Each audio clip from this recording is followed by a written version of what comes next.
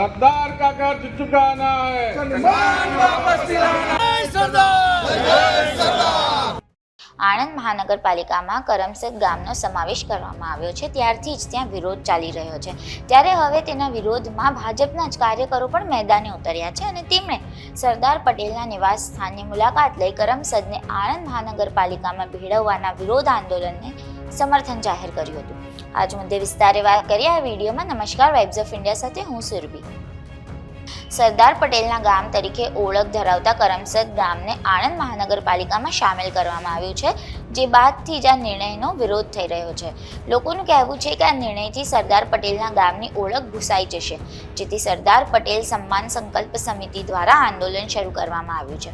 આગામી 9 ફેબ્રુઆરીથી કરમસદમાં ધરણા કાર્યક્રમ પણ શરૂ થશે, જે અંતર્ગત પ્રદેશ ભાજપ પ્રવક્તા સમિતિના સભ્ય ચિરાગ પટેલ, ભાજપ કાર્યકર હરીશ પટેલ સહિતના જે અન્ય ભાજપના કાર્યકરો છે તેઓ કરમસદ ખાતે સરદાર પટેલના નિવાસ સ્થાનની મુલાકાત પણ લીધી હતી।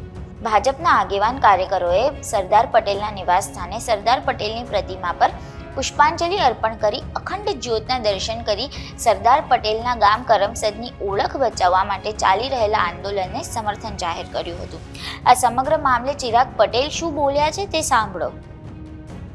ભારતીય જનતા પાર્ટી પ્રદેશ પ્રવક્તાની જે ટીમ છે એનો મેમ્બર છું અને સરદાર સંકલ્પ આંદોલન સમિતિ દ્વારા જે આજે આહવાન કરવામાં આવ્યું હતું એના લીધે કરમસદ અને આસપાસના ભારતીય જનતા પાર્ટીના કાર્યકર્તાઓ, હોદ્દેદારો દ્વારા આજે સરદારની પ્રતિમાને ફૂલહાર કરી અને કરમસદની ધરતી ઉપરથી ભારતીય જનતા પાર્ટીના સૌ આગેવાનો, હોદ્દેદારો દ્વારા એક અભિયાનની શરૂઆત કરવામાં આવી રહી છે કે સરકારને અમે અહીંથી એક ચેતવણી પણ આપવા માંગીએ છીએ અને એક મેસેજ પણ આપવા માંગીએ છીએ કે આ તો એક શરૂઆત છે। સરદારનું સન્માન માટે, સરદાર સાહેબના સન્માન માટે ભારતીય જનતા પાર્ટીના હોદ્દેદારો પોતાના હોદ્દાની પરવા કર્યા વગર આવનારા સમયમાં ફક્ત કરમસદ જ નહીં, આખા દેશમાં, આખા ગુજરાતમાં પોતાના હોદ્દાની પણ પરવા કર્યા વગર તમારામાં તાકાત હોય તો સસ્પેન્ડ કરી દેજો, પરંતુ સરદાર સાહેબનું સન્માન જાળવવું, જે સરદાર સાહેબે આ દેશને અખંડ ભારતનું નિર્માણ કરવા માટે પોતાના સંપૂર્ણ બલિદાન આપ્યું હોય એવા સરદાર સાહેબના ગામને જ્યારે અન્યાય થતો હોય, કરમસદને જ્યારે દ્વેષભાવ રાખીને આણંદ મહાનગરપાલિકામાં ભેળવી દેવામાં આવ્યો, ત્યારે સરદાર સન્માન સંકલ્પ આંદોલન સમિતિની જે માંગ છે કે કરમસદ ગામને એક અલગ સ્ટેટસ આપવામાં આવે, એ માંગના સમર્થનમાં અમે સૌ ભારતીય જનતા પાર્ટીના કાર્યકર્તાઓ, હોદ્દેદારો સૌ સાથે મળી અને સરદારને જે મેસેજ છે સરદાર સાહેબનો એ ગુજરાત સરકારને આપવા માંગીએ છીએ અહીંથી સરદાર સાહેબની ધરતી ઉપરથી સરદાર સાહેબની પ્રતિમાને ફુલારને અર્પણ કર્યા પછી કે તમારી જે ભૂલ થઈ છે એ ભૂલ તમે સુધારી લો। આવનારા સમયમાં આ એ જ કરમસદ છે ને આ એ જ સરદાર સાહેબ છે કે જેને બારડોલીની ધરતી ઉપરથી એક નાનકડા આંદોલનને જન્મ આપ્યો હતો, જ્યારે અંગ્રેજો દ્વારા આ કિસાનોને જ્યારે વધારે કરવેરો નાખવામાં આવ્યો હતો અને એનો વિરોધ કરવા માટે સરદાર સાહેબે જ્યારે દેશમાં કોઈ આંદોલન સફળ નહોતું થતું ત્યારે આ બારડોલીની ધરતી ઉપરથી એક ખેડૂત આંદોલનના મંડાણ કર્યા હતા અને એ આંદોલનને આખા દેશમાં પ્રસરી ગયું અને સરદાર સાહેબની આગેવાનીમાં અંગ્રેજોએ આ દેશ છોડીને ચાલે જવું પડ્યું હતું। એ જ રીતે જે અંગ્રેજોએ ભૂલો કરી હતી એના કરતા પણ ખતરનાક ખરાબ ભૂલો આપ કરી રહ્યા છો। એ ગુજરાતની ભારતીય જનતા પાર્ટીની સરકાર હોય કે કેન્દ્રની નરેન્દ્રભાઈ મોદીના અને અમિત શાહના નેતૃત્વમાં રાજ કરતી કેન્દ્રની સરકાર હોય, હું એવું માનું છું કે ગુજરાતની સરકારે ફક્ત કઠપૂતળી છે। કોઈ પણ નિર્ણય જયારે લેવામાં આવતો હોય દિલ્હીથી નિર્ણય લેવામાં આવે છે, ત્યારે ભૂપેન્દ્રભાઈના નેતૃત્વમાં ગુજરાત સરકાર જયારે કામ કરી રહી છે ત્યારે કેન્દ્રની ભારતીય જનતા પાર્ટીની સરકાર કરમસદને જે અન્યાય કરવામાં આવી રહ્યો છે એ અન્યાયને પાછો લેવામાં આવે, એમને જે નિર્ણય લીધો છે નિર્ણયનો પાછો ખેંચે, નહીં તો જેમ બારડોલીમાં સત્યાગ્રહ થયો હતો અને આ દેશને અંગ્રેજોની ગુલામીમાંથી આઝાદી તરફ આ દેશ લઈ ગયા હતા અને સરદાર સાહેબના નેતૃત્વમાં આ દેશે આઝાદી મેળવી હતી, એ જ રીતે આ એ જ કરમસદની ધરતી છે, સરદાર પટેલની જન્મભૂમિ ને કર્મભૂમિ છે।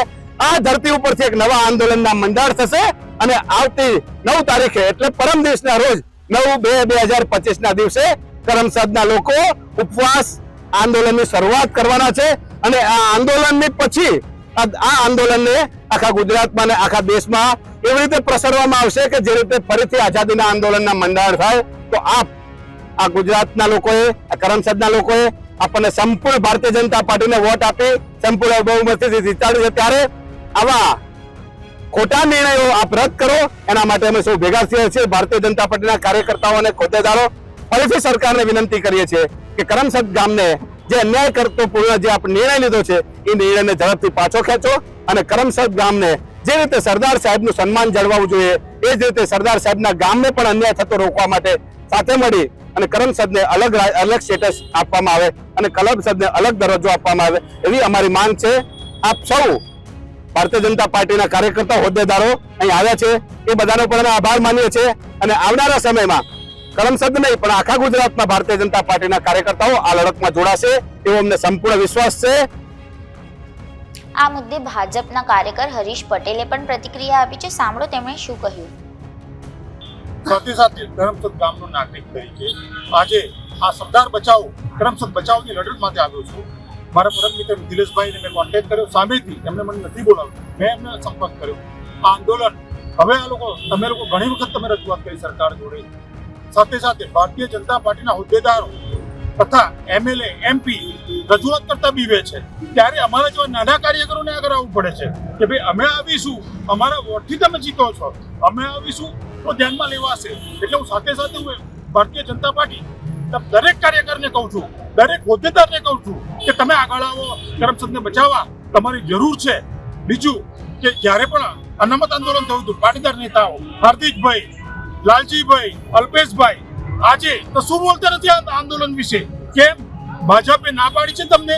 અમે ભાજપના કાર્યકર છીએ છતાં પણ બોલીએ છીએ તમારી જરૂરત છે કરમસદને, આવો કરમસદમાં અને કરમસદને ન્યાય અપાવો. આજે કાળું કૃત્ય કર્યું છે સરકારે, રાતોરાત કરમસદનું નામ બદલી નાખીને આણંદ મૂકી દીધું. આ પવિત્ર ધરતી છે, આ ધરતી પૂજનીય છે. આ ધરતી માટે અમારે ગમે તે બલિદાન આપવું પડશે, પક્ષમાંથી સસ્પેન્ડ કરશે તો પણ અમે તૈયાર છે. જેવી રીતે પત્રકાર મિત્રો તમારા પણ મેં વિડીયો જોયા છે, તમે પણ બોલ્યા છો સરદાર ભૂમિ માટે, તો આપ સૌને પણ ધન્ય છે કે આપ પત્રકાર થઈને જો બોલતા હોય તો અમારે જેવા હરેક કાર્યકરને આગળ આવવું પડશે. અમે પક્ષ ના જોવાનો હોય, આ કોઈ પક્ષનું આંદોલન નથી, આ સરદાર ભૂમિને બચાવવાનું આંદોલન છે. એટલા માટે મહેરબાની કરીને દરેક પક્ષ આગળ આવો, દરેક પક્ષના હોદ્દેદાર આગળ આવો, દરેક એમએલએ આગળ આવો અને બોલો, રજૂઆત કરો કે સરદાર ભૂમિને અલગ રાખો. અને જે મોદી સાહેબે કીધું હતું કે સરદાર ભૂમિને અલગ પહેચાન આપીશું, એ બધું ભૂલી ગયા. જ્યારે સીએમ હતા ત્યારે એમ કહેતા હતા કે સ્પેશિયલ દરજ્જો અમે સરદાર ભૂમિને આપીશું, એ પણ ભૂલી ગયા. હવે નામ પર તમે પૂછી નાખ્યું, સ્ટેડિયમ પરથી નામ પૂછી નાખ્યું. હવે તમે શું કરવા માંગો છો? આ સરકાર કેમ સરદાર વલ્લભભાઈને તમે કેમ પૂછી નાખવા માંગો છો? હું એનું કારણ મારી પાર્ટીને પૂછું છું, આવી અને જવાબ આપે. જય સરદાર. ત્યારે આ મુદ્દે તમારું શું કહેવું છે અમને કોમેન્ટ કરીને જણાવજો. દેશ, દુનિયા અને ગુજરાતના તમામ સમાચારો માટે જોડાયેલા રહો વાઇબ્સ ઓફ ઇન્ડિયા સાથે.